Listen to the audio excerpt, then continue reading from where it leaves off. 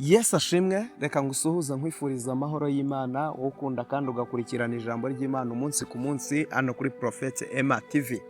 Iyi ni isaha yo kubohoka. Mu isaha yo kubohoka tugenda tuganira byinshi bigiye bitandukanye, ariko uyu munsi nkundira tuganire kuri iki kintu. Imana y'amahoro ishimwe cyane. Reka tugiye kuganira ku nzozi warose. Hari inzozi warose.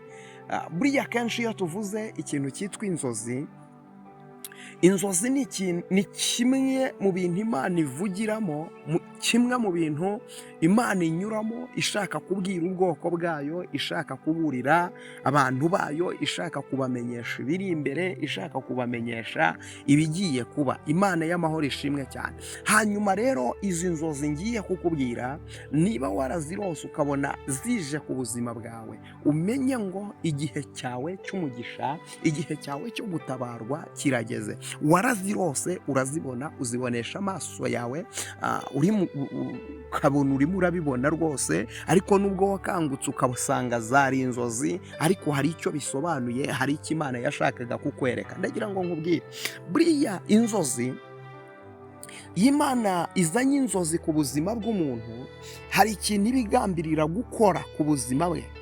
Wowe ntabwo uba wagitekerezaga yuko icyo kintu kizaba, ntabwo uba wagitekerezaga ko icyo kintu kizashoboka, ariko hari ikintu Imana ibigambiriye gukora mu buzima bwawe, hari ikintu Imana irimo ikwereka ngo imbere aho ngaho icyo kintu kirakoreka. Buriya ku bantu basenga, ntabwo Imana igipfa rimwe, akenshi ikunda gukora ibintu yabimenyesheje abantu bayo. Nta kintu kizagutungura usenga, nta kintu kizagutungura uba imbere y'Imana, nta kintu kizagutungura ubana n'Imana. Imana izakwereka, Imana izaguhishurira, Imana izakumenyesha, ikwereka ibigiye kuba, ikwereka ibigiye kuza. Yigeze ikunda umugabo witwa Yosefu. Yosefu ngo imusanga mu nzozi, iramusanga, musanze mu nzozi iramwihishurira. Haleluya! Iramwihishurira, imwereka uburyo azakomera, imwereka uburyo azaba ibwami. Ariko Yosefu nyamara nubwo yararose inzozi zimeze gutya, Yosefu yari umuntu uri aho ngaho, utuye mu muryango uri aho uciriritse, ukareba uwo muryango kabona ni hehe uzahurira n'ibwami. Ariko Imana iyo ivuze ikintu, ikivuga izi uko bizagenda, ikivuga izi aho bizanyura, ikivuga izi aho bizaca, ikivuga izi uko izabikora mu bumana bwayo, kuko yo ifite inzira zirenze uko wowe ubitekereza, ifite inzira zirenze igihumbi. Haleluya! Ifite inzira zirenze igihumbi. Yosefu rero arota zino nzozi, we ntabwo yatekerezaga ko bizaba, ntiyatekerezaga, nta nubwo yabyiyumvishaga, ariko Imana yo yararebaga ikabona bizaba. Haleluya!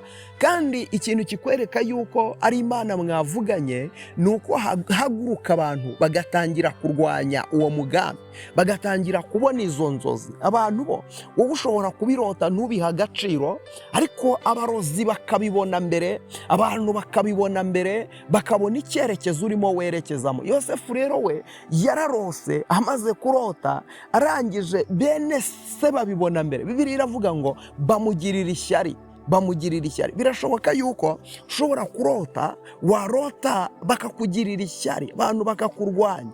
Ntabwo barimo barwanya wowe nkawe nyirizina, si wowe nkawe, si wowe. Bararwanya icyo ugiye kuba cyo, bararwanya inzozi zawe kugira ngo zidasohora, bararwanya umugisha wawe kugira ngo utawinjiramo, bararwanya iterambere ryawe kugira ngo ritakuzaho. Ariko naho barirwanya, ko barirwanya kose, komeza usenge, komeza wizere, ntuve mu masezerano, komeza ukiranukire Imana, komeza ubane n'Imana, komeza ugendane n'Imana. Byanze bikunze nta kabuza, zirya nzozi warose zizasohora. Kimwe Imana yakuvuzeho kizaba, kimwe Imana yakuvuzeho kizaza. Imana y'amahoro itugirire neza, kizaza. Hari igihe rero uyu munsi nashakaga kuvuga ku nzozi warose, ukibona ufite amafaranga menshi, ufite amafaranga menshi.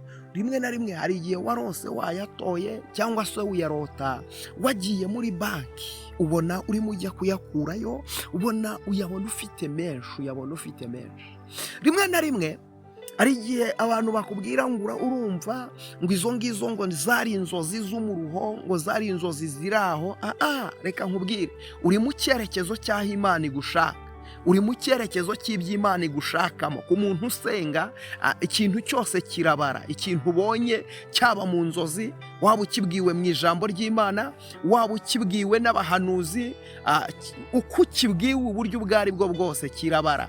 Isezerano ry'Imana rirasohora, isezerano ry'Imana riraza. Uko waba uryibwiwe kose, uko waba uryumvishije kose, riraza. Imana y'amahoro itugirire neza, kuko twebwe abana b'Imana, ijambo ryo rirambwira ngo nta kindi, umukiranutsi wanjye azabeshwaho no kwizera. Umukiranutsi w'Imana abeshwaho no kwizera. Kwizera nicyo kintu kibeshaho umukiranutsi w'Imana. Kwizera nicyo kintu kibeshaho umunyamasengesho. Rero kwizera ni ukwizera ibyo ushaka kugeraho, ariko kandi ukizera ko n'inzozi warose zigomba gusohora mu izina rya Yesu. Inzozi warose zigomba gusohora uko byagenda uko ariko kose, ku kiguzi icyo ari cyo cyose. Inzozi warose zigomba gusohora. Rero warose utoragura amafaranga menshi, cyangwa se ubona uyarimo menshi, uyareba amafaranga ari menshi ku buzima bwawe, ubona urayafite, ubona ari mu biganza byawe, ubona ni menshi cyane, ubona wabaye umukire, ndetse ubona utangiye gupanga kugura imodoka, ubona utangiye gupanga kugura ibintu bihambaye. Reka nkubwire, bisobanuye yuko igihe cyawe cy'ubutabazi kirageze, igihe cyawe cyo kwakira umugisha kirageze, igihe cyawe cyo kwakira ni cyageze. Ugiye kwibukwa n'Imana. Uwo ni umugisha Imana iguhaye, ni umugisha Imana ikwinjijemo. Ugiye gutabarwa byanze bikunze. Birashoboka bakubwira ngo ni inzozi z'umuruho, ni ikimenyetso kikwereka yuko imbere gatoya Imana ikubikiye umugisha. Imana y'amahoro itugirire neza. Nta muruho uba mu bintu byiza. Imana itugirire neza. Nta muruho uba mu bintu umuntu afata areba akabona umugisha we, ukabona umugisha ukuri imbere. Ni ikimenyetso cyerekana yuko imbere ni heza. Nubwo urimo uranyura mu bigoye, nubwo urimo uranyura mu biruhije, nubwo urimo uranyura mu nzira y'inzitane, ariko ni ikimenyetso kikwereka yuko imbere ni heza. Imbere Imana igufiteho umugambi mwiza. Imbere yawe Uwiteka agufiteho, azagukorera ikintu gikomeye, azagukorera ikintu cy'imbaraga. Rero wibifata nk'ibintu biri aho, wibifata nk'ibintu bisanzwe, ahubwo fata ibihe byo gusenga, bohoza uwo mugisha wawe. Fata ibihe byo gusenga, usengera uwo mugisha wawe, uze uwufate. Uve mu nzozi uze mu bifatika, uve mu nzozi uze mu bintu bigaragara.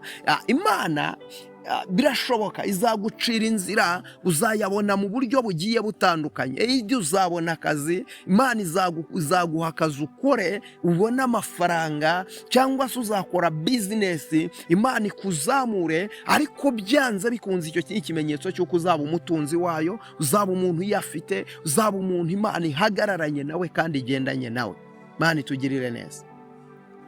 Rero inzozi uko zaba zimeze kose, byuka uzisengere, hanure ko zaba impamo.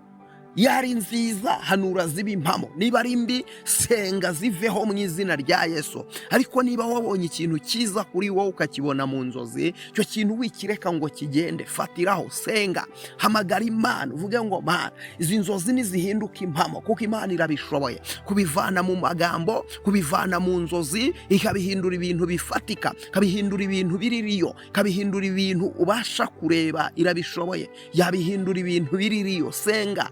Ibintu byose bishyirwaho no gusenga, kuko gusenga birarema. Gusenga bijya bibasha gufata imisozi bikayimura. Gusenga bifata ibintu bitari biriho bikabihindura ibiriho. Rero fata ibihe byo gusenga, wituza, wiceceka, hamagara Imana, fata ibihe byawe, usenga Imana. Imana nayo izazibane nawe. Reka rero abantu be kukubwira ngo ni inzozi z'imiruho. Ntabwo ari imiruho, ntabwo iyo ngiyo ari imiruho. Imana itugirire neza. Nta munyamuruho wisanga muri banki, nta munyamuruho wisanga afite amadolari, afite amayero. Uwo ngo ntawubaho. Imana itugirire neza. Buriya ntitugafata ibintu byiza ngiteka ngo tubifate tubyitirire Satani. Warose neza neza, senga Imana, fatiraho usenge, ntabwo ari wowe wabizanye. Nubwo wenda wayashakaga, nubwo wenda wari umaze iminsi uyatekerezaho, ariko icyo ni ikimenyetso cy'uko uzayabona. Imana y'amahoro itugirire neza. Ikimenyetso cy'uko, kuko wewe warose ufite amafaranga, wewe warose uri muri banki, uri mu bikuza ibikapu by'amafaranga upakira mu modoka, ariko nyamara ntiwirengagize ko hari undi warose agwa mu byobo, ntiwirengagize ko hari undi warose hari mu marimbi, hari undi warose inzoka zimurya. Ibyo ngibyo ntubyirengagize, kuko isereri ari wowe warose ibintu byiza, ukaruta ibintu biguha icyizere, bitanga icyizere. Ni ikimenyetso rero cy'uko imbere hari umugisha, imbere hari ibintu byiza, imbere hari ubutabazi, imbere hari ubutsinzi. Byakire, bibemo, bituremo, ahubwo utangire wumve ko imbere yawe nukora Imana izashyiramo umugisha, imbere yawe nukora Imana izafungura imiryango, imbere yawe nukora ibintu bizagenda neza kandi Imana izabana nawe. Imana y'amahoro itugirire neza. Rero iyi nzozi ni umva warose, igihe cyose warose, jya usenga, wongereho gukora, wongereho kwizera. Gukiranuka byo biba ari itegeko. Umukiranutsi w'Imana abeshwaho no kwizera. Umukiranutsi w'Imana iyo yizera, umukiranutsi w'Imana yakiranuka. Iryo jambo ryitwa umukiranutsi nyine, umukiranutsi w'Imana abeshwaho no kwizera. Abizera ni abantu b'abakiranutsi nyine. Niba uri umukiranutsi w'Imana uzabeshwaho no kwizera. Uko kwizera rero kuzarema ibitari biriho bibeho, uko kwizera kuzakora ibitari bihari biboneke, kuko Imana ari Imana ishobora byose. Hanyuma rero Imana y'amahoro ibahereza umugisha, Imana y'amahoro ikomeze kubiyereka, Imana y'amahoro ikomeze kubigaragariza. Kuboko kwiza kw'Imana ni gukomeze kuba kuri mwebwe ibihe byose. Ijambo ry'Imana ryo rihora ari akagaruka. Ijambo ry'Imana buri munsi murabizi hano ahangaha kuri Prophet Emma TV rihora ari akagaruka, rihora ari ibintu ari bishya. Wowe icyo ukora, hagume sharinga abandi, woherereza abandi. Niba wumvishije ijambo ry'Imana risharinga abandi, kuko mba nshaka ko dufatanya kuvuga ubutumwa. Ntukabyumve gutyo gusa ngo we ngurekera, sharinga n'abandi nabo bumve. Kora subscribe niba utarayikora, comment yawe aba ari ingenzi. Icyo ushaka kuba utaha icyo tuzaganiraho, ikizeho comment yawe utaha nicyo tuganiraho. Rero Imana y'amahoro iguha umugisha, ikugirire neza, gubwa neza. Shalom, ndabakunda.